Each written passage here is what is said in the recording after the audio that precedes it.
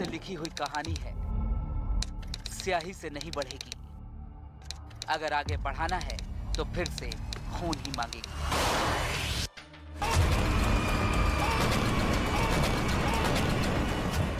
Putin ने Ukraine के साथ युद्ध के चैप्टर 2 का ऐलान केजीएफ स्टाइल में कर दिया है।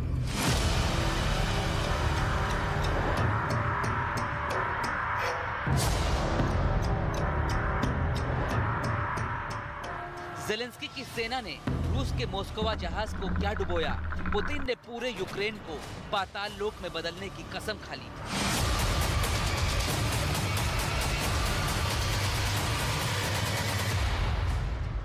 इक्यासी साल पहले जो गलती जापान ने अमेरिका के खिलाफ की थी, वही भूल यूक्रेन ने रूस के साथ दोहरा दी।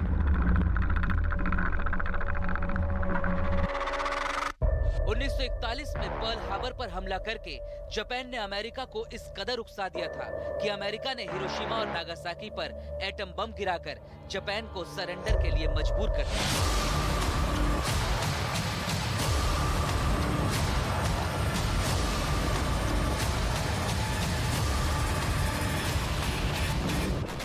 इसी तरह 77 साल पहले 9 मई 1945 को सोवियत संघ के सामने नाजी जर्मनी ने घुटने टेक दिए थे। रूस में हर साल 9 मई को विक्ट्री डे के रूप में मनाया जाता है और आशंका है कि विक्ट्री डे से पहले पुतिन यूक्रेन के खिलाफ कोई बड़ा कदम उठा सकते हैं, जिसकी आशंका ने ज़ेलेंस्की से लेकर CIA के डायरेक्टर तक को डरा दिया है।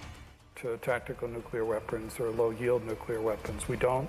While we've seen some rhetorical posturing on the part of the Kremlin about moving to higher nuclear alert levels, so far we haven't seen a lot of practical evidence of the kind of deployments. Чим більше і чим швидше ми отримаємо всю зброю, яку запросили, тим сильніші будуть наші позиції, тим скоріше буде мир.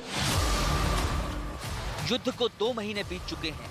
लोग इस युद्ध के शांत होने की उम्मीद कर रहे थे, लेकिन ऐसा लगता है कि पुतिन ने अभी तो इस युद्ध का चैप्टर 2 बस शुरू ही किया है और अब वो पूरी दुनिया से KGF के स्टाइल में कह रहे हैं, violence, violence, violence, violence. I don't like it. I avoid it. But violence likes me. I can't avoid it.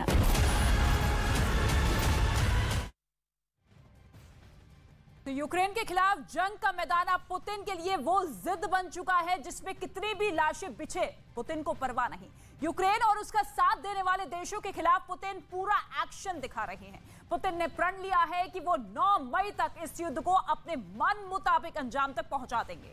Putin का ये इंतकाम पूरी दुनिया पर कैसे भारी पड़ सकता है, ये आपको इस रिपोर्ट देखकर समझ आ जाएगा।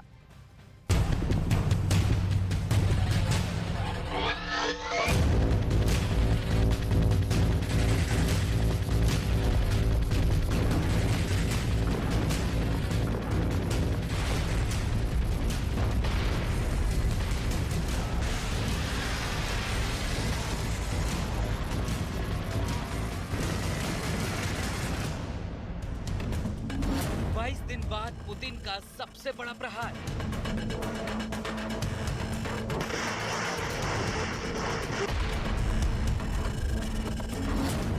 नौ मई को होगा सबसे बड़ा नरसंहार।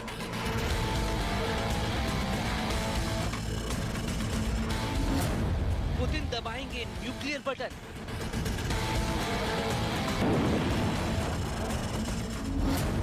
कहर ढाएंगे केमिकल हथियार।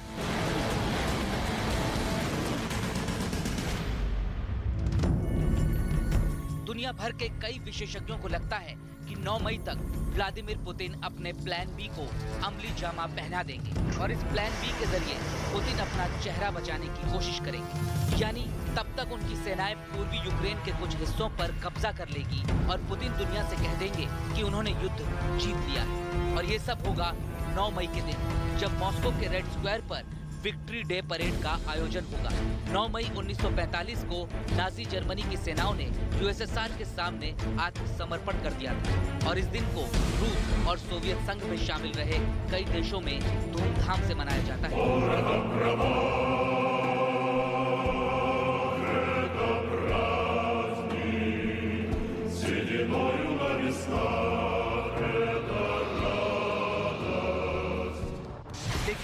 9 मई तक पुतिन सिर्फ यूक्रेन के कुछ हिस्सों पर कब्जा करके ही संतुष्ट हो जाएंगे, या फिर वो कुछ ऐसा करेंगे जिसकी कीमत पूरी दुनिया को चुकानी पड़ेगी।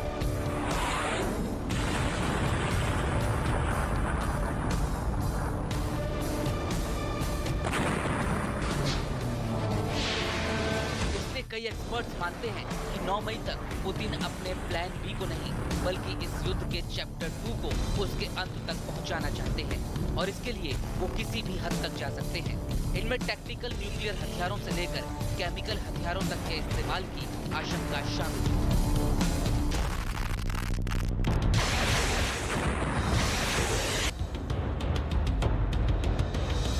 पुतिन कोई विध्वंसकारी फैसला इसलिए भी ले सकते हैं क्योंकि वो पूरी दुनिया में अलग थलग पड़ चुके हैं। इस युद्ध में उनके कई बड़े सैन्य अधिकारी जान गंवा चुके हैं। जो जीत उन्हें चाहिए थी वो अभी तक हासिल नहीं हुई है और दुनिया में ऐसे बहुत कम देश हैं जो इस समय रूस के साथ खड़े हैं। लेकिन पुतिन को करीब से जानने वाले कहते हैं कि उन्हें इसकी कोई परवाह नहीं है। वो केजीएफ के रॉकी की तरह मानते हैं, मेरी दोस्ती लायक कोई यार नहीं और मेरी दुश्मनी झेल सके ऐसी कोई तलवार नहीं। मेरी दोस्ती लायक कोई यार नहीं, मेरी दुश्मनी झेल सके ऐसी तलवार नहीं।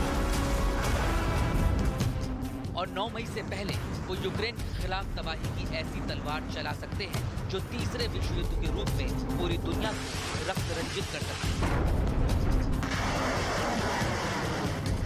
यूक्रेन का क्लेम है और वेस्टर्न कंट्रीज का क्लेम है कि ब्लैक सी के अंदर उन्होंने मॉस्कोवा को अटैक करके डुबो दिया। ये खबर अपने आप में इंफॉर्मेशन वॉरफेयर भी हो सकती है, साइकोलॉजिकल वॉरफेयर भी हो सकती है, प्रेशर टैक्टिक्स भी हो सकती है। लेकिन अगर ये बात सही है तो ये बहुत चिंताजनक बात होगी क्योंकि रशिया इसको बड़े आसानी से नहीं हजम करेगा। वो इसके बड़े सीवियर कॉन्सिक्वेंसेस ढूंढेगा यूक्रेन और नेटो फोर्सेस के खिलाफ। मुझे लगता है कि ये पहला एक ऐसा अटैक होगा जो इस पूरे वॉर का डायमेंशन बदल देगा। ये वॉर अपने आप में एक बड़े वॉर में एस्केलेट कर सकती है अगर मॉस्कोवा को सही में वेस्टर्न कंट्रीज ने डुबोया होगा। गॉड ब्लेस, ऐसा ना हो तो ज़्यादा अच्छा है। इस युद्ध में न्यूक्लियर और केमिकल हथियारों के इस्तेमाल की कितनी आशंका है ये हम आपको आगे बताएंगे, लेकिन फिलहाल ये जान लीजिए कि पुतिन का अगला कदम क्या हो सकता है। 52 दिन पहले जब इस युद्ध की शुरुआत हुई थी तो रूस के निशाने पर यूक्रेन की राजधानी कीव थी। कीव पर कब्जा करने के लिए रूस की सेनाएं बेलारूस की दिशा से चेर्नोबिल के रास्ते आगे बढ़ रही थी और रूस के बेलगोरोद शहर की तरफ से भी रूसी सेना का एक बड़ा काफिला आगे बढ़ रहा था।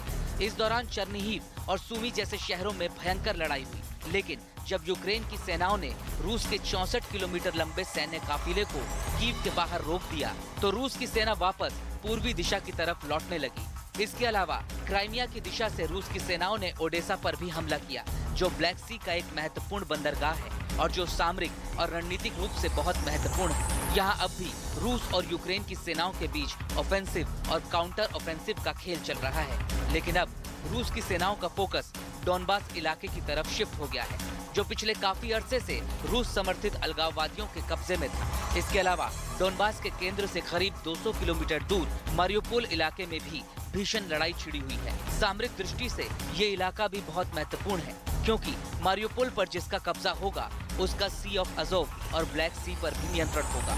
इसलिए अब कीव, चेर्नोबिल और चर्निहिव जैसे शहरों से वापस लौटी रूसी सेनाएं डोनबास को घेरने और मारियोपोल को जीतने की कोशिश कर रही हैं। लेकिन 9 मई तक यानी सिर्फ 22 दिनों में रूस के लिए ये लक्ष्य हासिल करना आसान नहीं है और इसलिए आशंका जताई जा रही है कि ऐसा ना कर पाने की स्थिति में पुतिन और भी झुंझला सकते हैं और कोई ऐसा कदम उठा सकते हैं जो वर्ल्ड वॉर 3 की गारंटी बन सकता है। विक्ट्री डे परेड में अभी तकरीबन 3 हफ्ते का वक्त बाकी है और तब तक रूस की सेना को यूक्रेन पर एक बड़ी जीत दर्ज करनी होगी।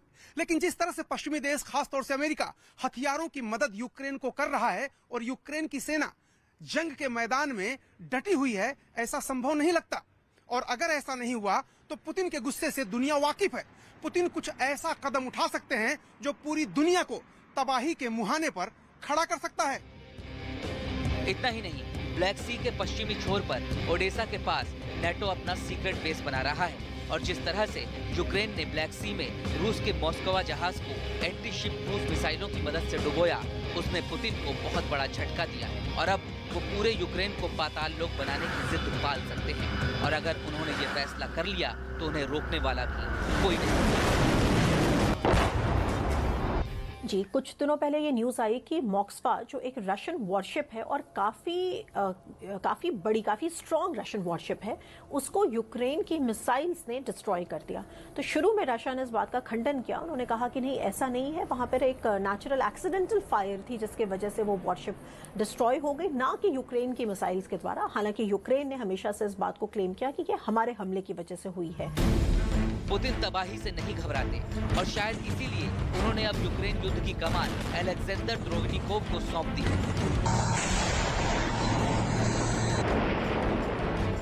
अलेक्जेंडर को बुचर ऑफ सीरिया कहा जाता है क्योंकि सीरिया युद्ध के दौरान उन्हीं के नेतृत्व में रूसी सेना ने जमकर कहर बरपाया था। एक खूंखार कमांडर को युद्ध की कमान देकर पुतिन ने साबित कर दिया है कि वो यूक्रेन और नेटो से केजीएफ स्टाइल में बदला लेने के लिए तैयार है। केजीएफ चैप्टर 2 फिल्म का एक डायलॉग है, तलवार चलाकर खून बहाकर जंग लड़ना तबाही नहीं तरक्की होती है और उसमें लाशें भी बेकार नहीं जाती, चाहे तो वृद्धों से पूछ लीजिए। तलवार चलाकर खून बहाकर जंग लड़ना तबाही नहीं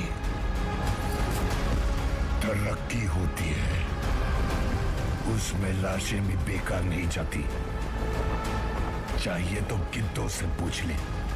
लेकिन फिल्म और असली दुनिया के युद्ध में एक फर्क होता है और वो ये कि फिल्म में तो खून खराबे के बाद ही हैप्पी एंडिंग संभव होती है, लेकिन असल दुनिया में हिंसा के बाद हैप्पी एंडिंग की कोई जगह नहीं। ये सारी कहानी सुनने के बाद आपके मन में सवाल आ रहा होगा कि आखिर पुतिन करने क्या वाले हैं? क्या वो परमाणु बम का बटन दबा देंगे? इस सवाल का जवाब जानने के लिए आपको इस शो के चैप्टर 2 का इंतजार करना होगा।